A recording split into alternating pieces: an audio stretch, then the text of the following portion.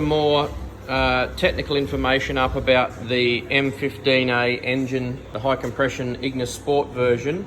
The difference in the cam lift, I measured both the M13A cam and the M15A high compression cam, and the difference in lift is about 0.3 of a millimetre less on the M13A engine, which means I'm not going to get the same amount of lift, but the plus side of that is that I'm definitely not going to have any binding issues. But I probably wouldn't put these cams in the M13A without doing some testing to find out whether or not there's any interference with pistons, etc. So I probably wouldn't do the swap of these ones into the M13A and turn that into a VVT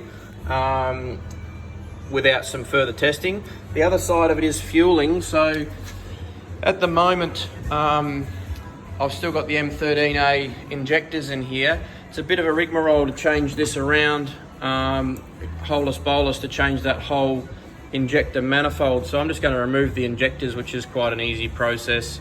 They're just held in with O-rings, so that's pretty easy. I'll change them over for the ones that came with the M15A. The thought here being that running the standard ECU, it'll keep the pulse width the same on the new larger capacity engine, but because the pulse width is the same and the injector size is increased, it should fuel the engine close to close to normal, and make it run fine. But I'll definitely keep everyone updated about how that runs. I'll go and get it dynoed and do a bit of a check and make sure that air fuel ratios are correct for it.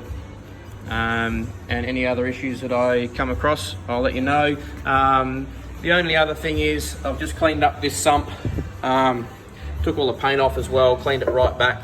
It's going to mean that it's going to seal well. I hate a leaking sump, but it does make removing the sump later a bit more difficult if you go right back to the steel like that, but that's a future gadget problem.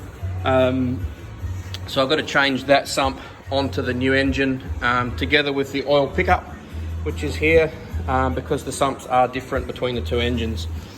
This one's got a bit wider section down the bottom, so this one's only got a very small protrusion there, so I'll change them over as well.